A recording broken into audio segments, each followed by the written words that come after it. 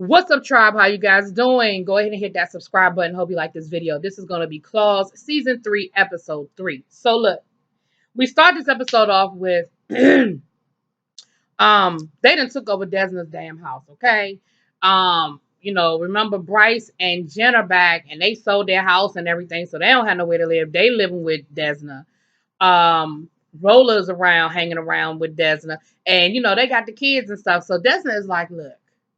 And remember that she never really wanted to move into that house to begin with. Remember the Russian chick made her move into that house and take it from Rolla. So to punish Uncle Daddy and Rolla and them. So she never really wanted that big old house. So she got in touch with the realtor. Remember the lady, the lady, the crackhead, the lady that was helping her find she clean now, but she kind of got strung out. That was helping her find the salon, and said, look, I want, I'm looking for a place. I'm looking for a spot. And, so they looking for a new spot for her to live. And they actually find some place for her. They keep mentioning that it's a little pricey. So I'm wondering if that's something that's going to get Desna caught up on the back end. But of course, on the front end, Desna got all the money she needs to get the place set up. Jen and Bryce are talking to a lawyer. I'm going to go ahead and get Jen and Bryce on out the way. Jen and Bryce are talking to a lawyer because they really don't want, well, Jen really doesn't want EJ to have any contact with the baby, with their daughter, with Brienne. And so they're talking to the lawyer, the lawyer's in a wheelchair. He's an amputee, honey. And the lawyer is like, how many times have you been arrested? Jim was like, look, what's important is I've never been convicted. He was like, is this crack? Bryce was like, look, everybody got a pass. So, the lawyer is giving them the side eye anyway. And Jim was like, look, we just want to know what are our chances. We don't want him to have any contact with Brienne. So Bryce is sort of like, well, and she was like, wait a minute, Bryce, I thought we were in this together. What do you mean, well? He said, well, when we were separated, my biggest fear was that you were going to keep the kids from me. And I sort of just I feel for him a little bit. And, I just don't know if I feel like he should have no contact with the daughter. And so Jen now is kind of like, oh, come on, Bryce. Like, I thought we were together on this. And he said, look, I just have a little empathy for him because I've sort of been there and done that, been in his shoes a little bit. And I kind of feel for him. So Jen ends up talking to the daughter and, tells the daughter, look, Black Daddy's back. Do you want to meet him? And look, kids are kids. Kids are kids. And so when we put so much, and her daughter was like, sure, So later on, they set up a meeting to meet with the daughter, to Brienne, to meet with EJ and everything. And she started having second thoughts at that point. But what she was worried about is what kids are worried about is that Bryce will get mad at her if she actually likes Black Daddy. And Bryce had to talk to her and say, look, there is nothing that's going to change how I feel about you. I know you love me and I love you. And it's okay if you meet Black Daddy and you like him. I'm okay with that. I don't want you to feel guilty. I don't want you to feel no kind of way. And so you could tell that helped a lot. And so she went off and spent the day with her daddy. So we'll see how that progresses. So like I said, I'm just going to get them out the way. So Polly and Dad going, what's his name? Joe, the manager, they still playing their little game, honey. Polly is in character, talking about they need to fire this person and get rid of that person and what's really going on. But of course she's just hanging around so that she can kind of see what she can see. Because, of course, their whole goal is to figure out who Tripp is and get more. Well, they think that Tripp is the governor and get more information. I still ain't 100% sure that Tripp is the governor. However, some things went down in this episode that's sort of making me feel a little different. So he ends up leaving the room and a phone call comes through. He goes to handle an emergency and a phone call comes through. And it was somebody talking about they need to make a delivery. That the governor's having this private party and there's some delivery. So she gets all the information and she tells Desna, look, there's something going down. There's this private party that we need to be a part of that the governor's having. So Desna's like, oh, we're going to be there. So we're going to get to that party in a minute. That party was a whole lot of mess, honey. So they all meeting up. They going into the salon. Desna showing them her new house and, all that good stuff. They go into the salon and who was up in the salon but Penelope, the chick from last week that got killed at the end of the episode. They done propped her up in one of the manicure chairs, blood everywhere. And so, of course, Desna's freaking out. Well, all of them are freaking out. But Desna's freaking out like, what the hell? Like, have I bitten off more than I can chew? What did I really get us into? Should I have just taken the money and ran? Like, I got this woman killed. Like, had I just stayed the hell out of it, she would still be alive. And she was pregnant. So Desmond is feeling a lot of guilt and really feeling like it's her fault that this woman got killed, which partially yes, partially no, because remember, Chick was pregnant and she thought that once she got pregnant that she, remember she was talking crazy anyway. So I feel like, because remember she wanted that $500,000 and all that, they were planning on killing her anyway. I think that Desna getting involved just tipped her hand that Desna was in on something, but they were gonna kill that woman anyway. So, and I hate to say it like that, but Desna really shouldn't take that on. But of course that's easier said than done. So Desna, gets them to wrap up the body, and Quiet Ann thinks, all right, we're gonna go handle it. And she's like, no, I'll take care of it. And Quiet Ann was like, are you sure? She said, look, I don't need y'all to have no more parts of this. Y'all don't need to know what happened or how it happened or what the dealio is. I'll take care of it. Now, while all this is going on, Ann's ex-girlfriend, the FBI agent, rolls up, and they have to sort of, Ann has to sort of talk her down a little bit.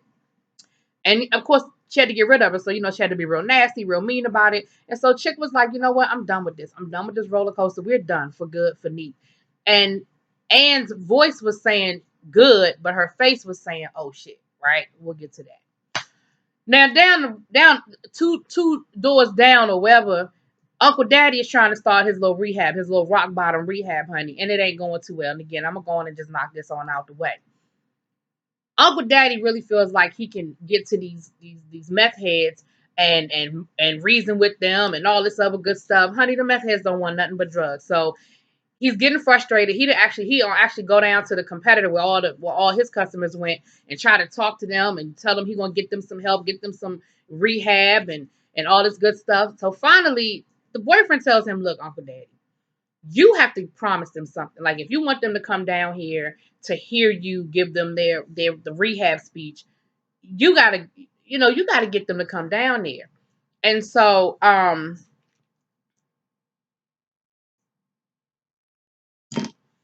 so he gets down there, whatever. They get the guy, the meth heads to come down there, and of course they don't care about no rehab talk. They only want the drugs. And at that moment, Uncle Daddy was like, "Okay, this ain't working. I really thought my calling was something different, but I guess this is what I gotta do, and I guess we back in the drug business." So that whole rehab thing lasted, and he still wants to rehab the people, but he feels like he don't see how he can do one or the other. So he's got to figure it out. But he back in the drug business. That lasted all of an episode, if that. So Desna gets Polly to help her. Now it's funny that she didn't want Quiet Ann or anybody else to help her, but Polly was the one that ended up helping her get rid of the body. They Polly got a hookup down at the morgue, and she done paid off the people at the morgue to take the body and I guess blend it in with some other body and falsify some paperwork and some more stuff. And she talks to Polly and lets Polly know her frustrations and that she feel like she got them into something and she's in over her head and she can't handle it. And Polly was like, "Look, okay, we're good. We know what we signed up for. We got your back." And that's when Polly, says, "Did you get my message about the party at the governor's mansion? Like we got to get in on the governor's mansion or whatever." And so Polly, so they come up with a plan that they're gonna go to this party, they're gonna crash the party, and they're gonna go down. And it's not at the governor's mansion. I'm sorry, it's the governor's party. So they're gonna crash the party and everything. Now, in the meantime, and in between time, Roller then got Polly to help him finish. He said, how can I get Desmond to believe that I'm serious? Like I've changed. I want to be with her. I don't want to be a player. I don't want, you know, the relationship that we once had. I want to be boyfriend, girlfriend, and I want her to be serious, to know that I'm serious. And Polly was like, well, first of all, you got to come at her serious. Like you look like the same Roller, so she's going to treat you like the same Roller. So she gets him a new wardrobe and teaches him, bring her some flowers and, wine and dine her, the kind of stuff, the wine and dine the girl. And so Roller asked Desna out on a date. And Desna was like, I tell you what, I'm busy tonight because they got to go to the party at the the governor's party. Said, look, I'm busy tonight, but we can go out tomorrow night. Roller was like, okay, cool. We're going on a date. It's not a booty call.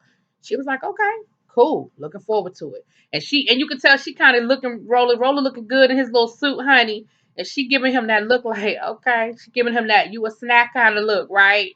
And so, um, Desna got her little mojo back after she done talked to Paulie. She got her little mojo back a little bit, and she sends a funeral arrangement to Mac and them with a picture of Penelope talking about sorry for your loss and signed it Desna. So now they know that she knows that they know, right? Mac then had a conversation with her brother.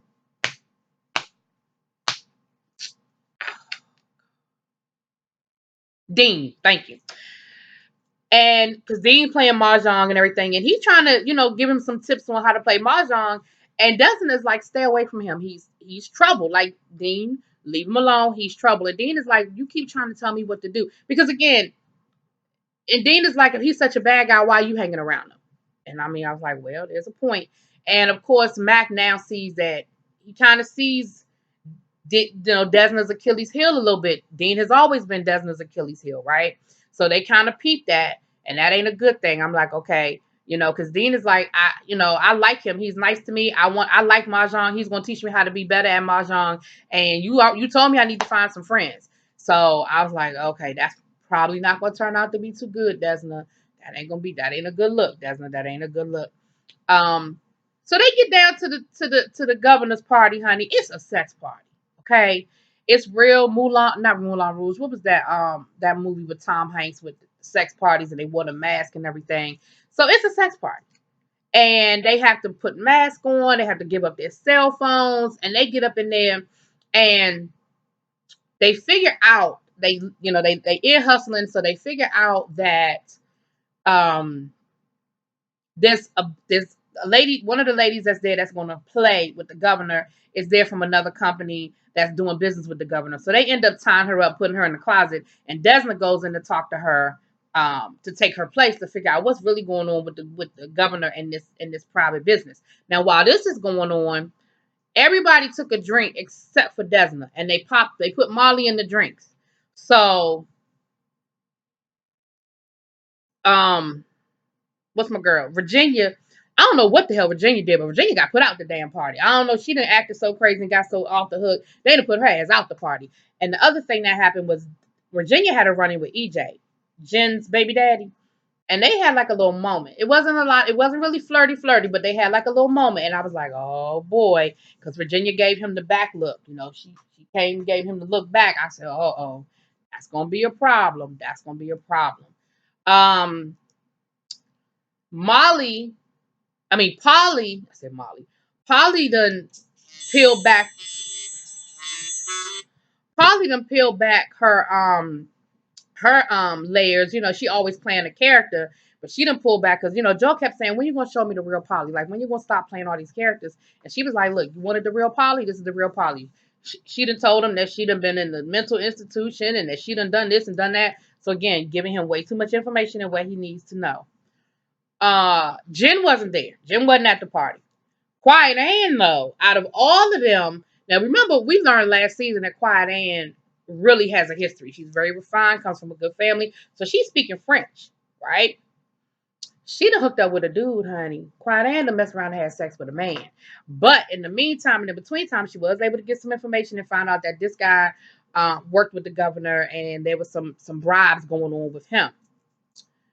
While all of this is going on in the party, Desna is playing with the governor, right? And she was able to role play with the governor long enough to get information out of him. And what she found out was that the governor is in business with this company setting up private jails. And we've all heard in the news about these jails for profit. And so the governor is in business with this particular company and they setting them up. So Desna thinks she know what's really going on and thinks she got all the goods and all the ins and the outs. Now, here's where I feel like Desna is overplaying her hand. I feel like she should have sat on the information and chilled out a little bit and observed some more. Like, you keep gathering information. But that's not what she did. And again, it wouldn't be a show, but I feel like she should have, slow walked it a little bit. So what ended up happening was the next day after they all sobered up, because they was high. The only person that wasn't high was Desna because she ain't drink nothing. But all the rest of them was high as Cooter Brown, honey. So the next day they were able to sort of, now that they weren't high anymore, they were able to figure out what information they really got from the person that they were with, and how they broke it down. And they think they got it all together. They think they have figured out who Trip is, what Trip has over them, and how much money is coming through that casino. And Desmond is like, oh, we about to run Florida. We about to get it and run Florida. Quad ends up talking to the FBI girlfriend, and tells her, look, I really want to be with you. Look, I was with a man last night. She was like, how was that? I'm here talking to you, ain't I? So she said, look, we've been playing this don't tell anybody, don't ask, don't tell game, and that doesn't work for us. So let's just be honest. I'm in, I dibble and dabble in a little bit of crime. I know you're an FBI agent. Let's just be upfront and honest with each other so we can make sure that we don't, run into each other again and have to lie to each other like we did before and get caught up. We'll see how that works out. Desna, like I said, she thinks she got it all figured out. So Desna ends up going down to the casino and confronting Mac and them and saying, look, I know everything. I know about the governor. I know about this. I know about that. And from now on, I'm running things. You're the silent partner. See, I think she overplayed her hand. I think she'd have been better off just saying, we're going to split it 50-50. Y'all keep doing what y'all doing. Just cut me in. See, that would have been me. I don't want to be in charge.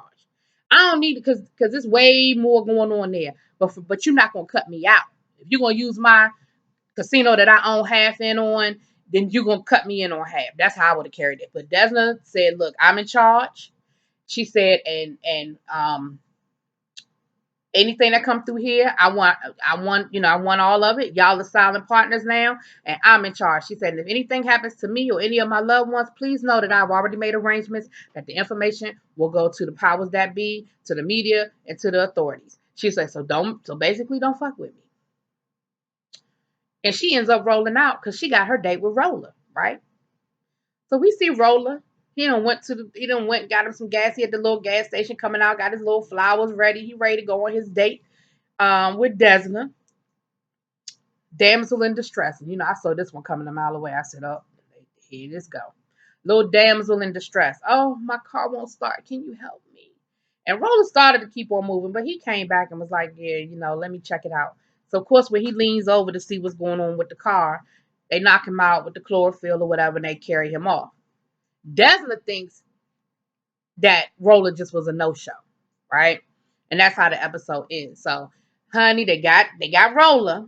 So we're gonna see how that happens, how that breaks itself down. And of course, we're gonna dig deeper and deeper into this. Because again, I don't think it's just that simple. I still think that phone call was a setup. I do. It was just too convenient when Joe left the office and let Polly answer that phone. I think it was too convenient that Polly got that phone call and got that information. But when they went to the party and they were able to get so much information at the party, I said, well, maybe it wasn't a setup. I still just, again, it's just not, it can't be this easy. It just can't. We only episode 3, y'all. It can't be this easy. But we're going to see how I break down. Y'all let me know what y'all think. Drop it in the comments. Peace.